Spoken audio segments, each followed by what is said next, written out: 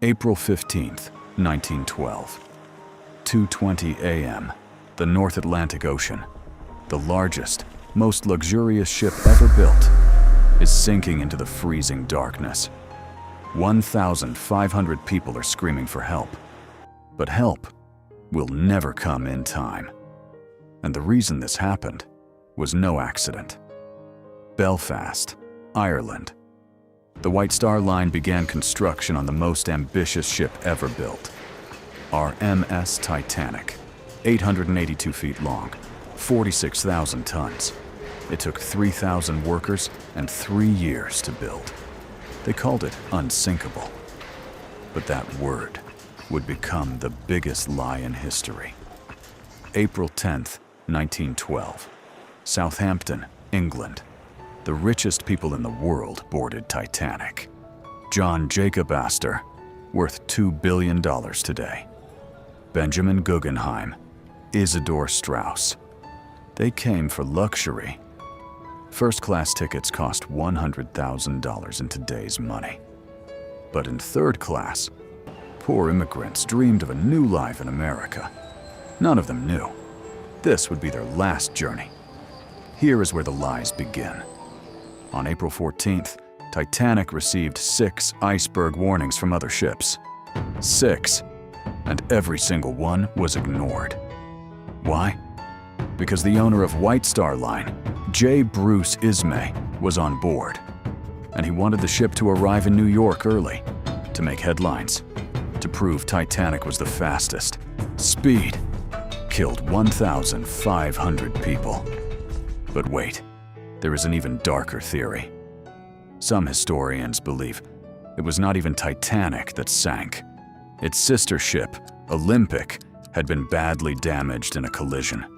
Insurance would not pay. So the two ships were secretly switched. Olympic was sent to sink, disguised as Titanic, for the insurance money. If true, this was the greatest crime in maritime history.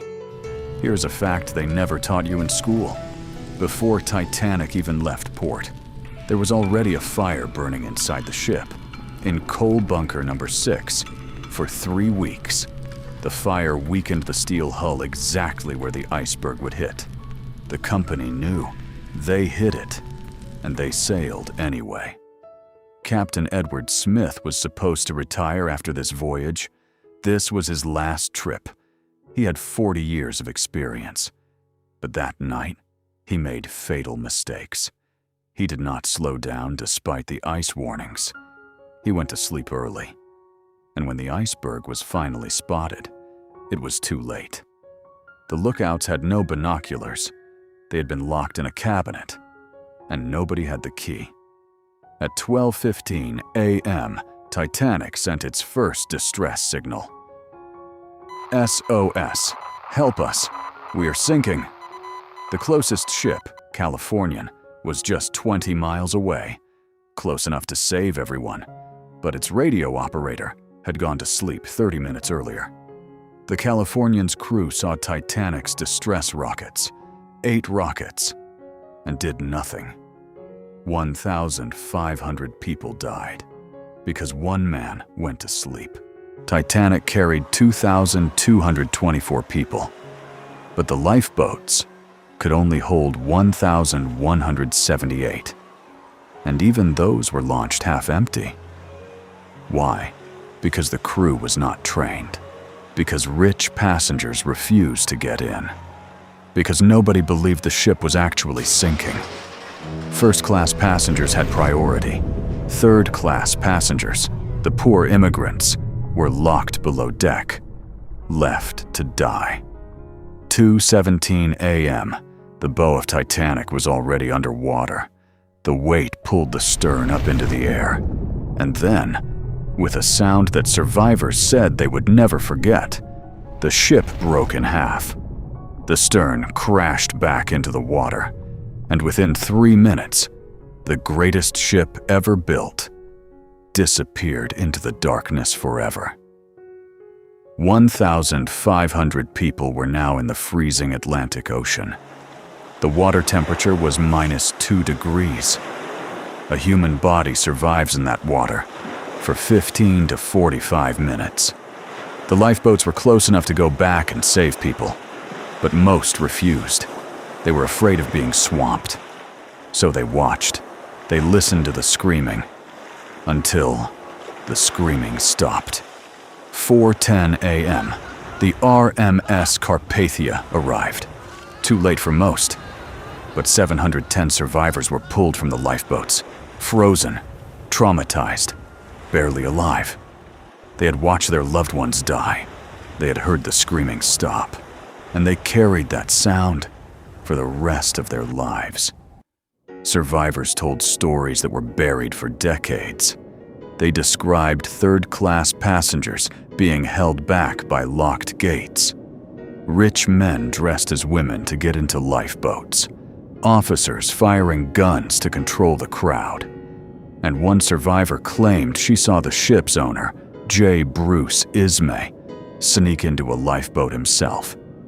While 1,500 people drowned around him, the official investigation that followed was a cover-up. J. Bruce Ismay, the owner who survived, was cleared of all blame. The coal fire was never mentioned in official reports. The ice warnings that were ignored, buried. White Star Line paid minimal compensation, and the real story was hidden for over 100 years, until now. The official death count was 1,517. But many historians believe the real number was higher. Bodies were never recovered. Third-class passenger lists were incomplete. Some victims were never officially recorded. And to this day, Titanic lies 12,500 feet below the surface of the Atlantic. A grave that was never properly closed. The Titanic did not sink because of an iceberg. It sank because of greed, because of arrogance, because of the belief that money made some lives more valuable than others. 1,500 people paid the price for someone else's ego, and the truth was buried with them until today. If this story moved you, share it, because some truths deserve to be heard.